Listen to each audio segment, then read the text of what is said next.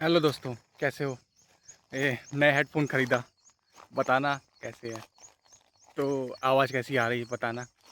Actually मैं आज बात करने वाला हूँ, ये मिलेनियन जनरेशन जो है, कैसे ये एक नंबर की भोंदू जनरेशन है। ये ईएमआई पटाने वाली जनरेशन है। ये बच्चे पालने वाली जनरेशन है। ये जो अपने मालिक हैं, उनके जूते खाने वाली जनरेशन है। इनका कोई वजूद नहीं है। इन्होंने धर्म के नाम पे वोट दिया है। इन्होंने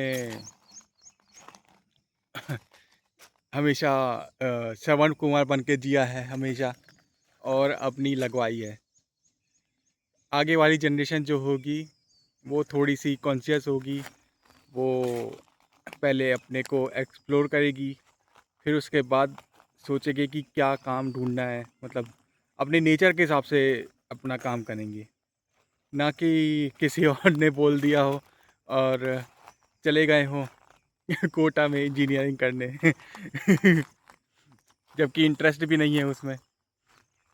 हमारी जनरेशन ने थ्री इडियट भी आई थी तो उससे भी देख के कुछ नहीं सीखा, सिर्फ वो चतुर के मज़े लेते रह गए हम। और वो एक और कैरेक्टर था ना जो इंजीनियरिंग करके बैंक की जॉब करता है यूएसए में, उसका मजाक उड़ाते थे हम।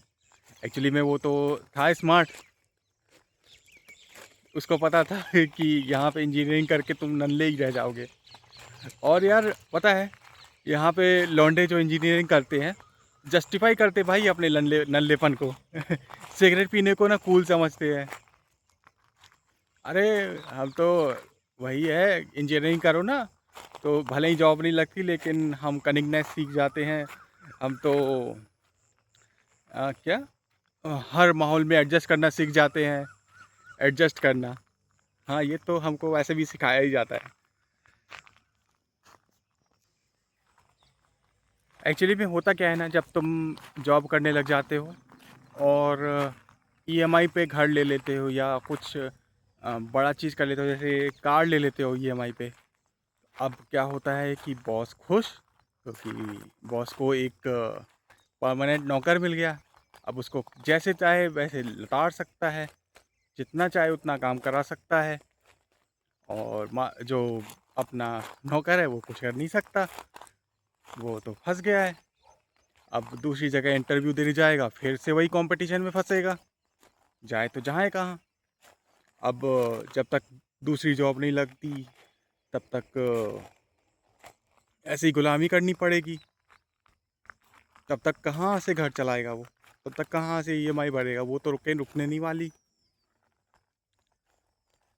और हमारे समाज में क्या होता है कि ईएमआई पे चीज़ लेने को ना ऐसा बोला जाता है कि अगर ईएमआई पे नहीं लेंगे तो कुछ बना ही नहीं पाएंगे। कुछ बनाने के चक्कर में तुम कितना कुछ खो दे रहे हो ये भी तो देखो।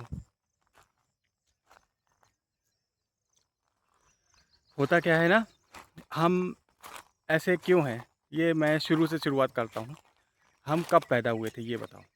हम पैदा हुए थे 90s के टाइम पे ना। वहाँ उस टाइम पे क्या ट्रेंड चल रहा था? यही कि पढ़ाई करो, शादी करो, बच्चे करो। यही ट्रेंड चल रहा था ना उस टाइम। और पढ़ाई भी दो चार मीडियम ही थे, इंटरनेट था नहीं उस टाइम पे। ले दे के प्रिंट मीडिया था, रेडियो था, टीवी था। ये तीन चार मीडियम थे एडवर्टाइजिंग के भी।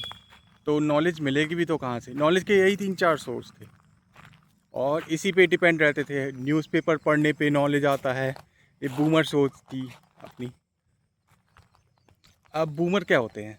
बूमर वही इस जैसे हम मिलेनियर हैं, हमारे ऊपर की जनरेशन होगी जेन एक्स, उसके ऊपर की जनरेशन होगी बूमर, बेबी बूमर बोलते हैं जो। तो अब बूमर जो हैं वो अपनी सोच जेन एक्स पे डाल गए। अब जेन एक्स जो है वो बूमर वाली सोच लेके हमारे ऊपर डाल गए, और हम मिलेनियन जो हैं हम भी वही बूमर वाली सोच लेके बैठे हैं और वो जेनजी में डाल रहे हैं। हमने अ, हम बोलते हैं कि जेनजी से मतलब अब तो जेनजी ही चेंज लाएंगे जो लाएंगे। अरे भाई कैसे ले आएंगे वो, हमने उनको दिया क्या है? टूटी फूटी सड़कें, खराब सिस्टम, खराब एजुकेशन सिस्टम, खराब पॉलिटिक्स, खराब नेता। क्या अच्छा दिया है उनको हमने? खराब इन्वायरमेंट दिया है। और क्या क्या चेंज लाएंगे वो लोग भी? और ऐसा भी नहीं है कि सारे के सारे जनजी स्मार्ट हैं, और कुछ तो ऐसे भी हैं भोंदू टाइप के, वो भी बूमर सोच वाले ही हैं। वो भी धर्म में फंसे हुए हैं, धर्म के नाम पे क्या क्या कर रहे हैं तुम लोगों ने देखा ही है अभी। मैंने एक वीडियो डाली है।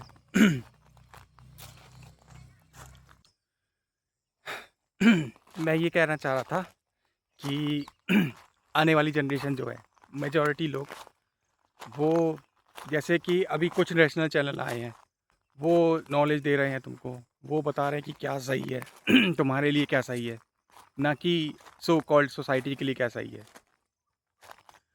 अब वो धीरे धीरे सीखते जा रहे हैं। तो अभी 2-4 लोगों ने भारत यात्राएं करी हैं, आगे जाके 8-10 लोग और करेंगे, उनको देख के 20-25 लोग और करेंगे। तो ऐसे करके लोग और ज़्यादा यात्राएं करते जाएंगे, और ज़्यादा ट्रैकिंग करते जाएंगे, और ज़्यादा सोलो ट्रिप करते जाएंगे, और ज़्यादा एक्सप्लोर करते जाएंगे, और ज़्यादा विदेश में घूमते जाएंगे।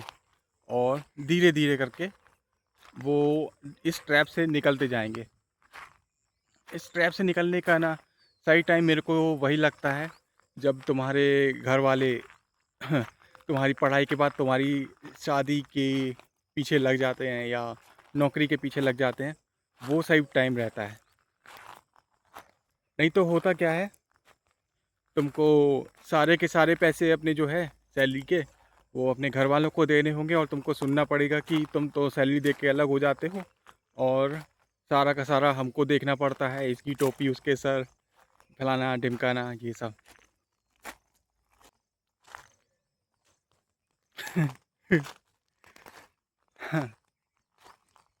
और तुम मतलब अपने पैसों पे एक भी कंट्री नहीं घूम रहे होते हो, और तुम्हारी शादी लगा दी जाती है। तुम्हारा पासपोर्ट भी नहीं बना होता है, और तुम्हारी शादी करवा दी जाती है, और फिर तुमको फंसा दिया जाता है यही सब में। अब जैसे कि एक बंदे को मतलब दारू की लत लगी है। अब उसके घर वाले सोच रहे हैं कि एक काम करते हैं, इसकी शादी करवा देते हैं, जिम्मेदारी आएगी तो अपने आप सुधर जाएगा। अरे भाई, उसको किसी काउंसलर को दिखाओ, 10 साल से उसको लगी है लत, एक बार में कैसे छूट जाएगी? नहीं, हम दो ऐसा करेंगे, फलाने वाले बाबा ना बहुत पहुँचे हुए हैं, इनका पता चला है, उसकी तो छूट गई थी, 10 साल से पी रहा था, इसको भी दिखा देते हैं। ऐसे, और यहाँ ले चलते हैं, वहाँ ले चलते हैं, इनको दिखवा देते हैं, उसको दिखवा देते हैं, और वापस घूम फिर के वहीं पे आ जाते हैं। नहीं छूटती, कुछ नहीं होता, उल्टा वो बाबा के साथ और पी के आ जाते हैं।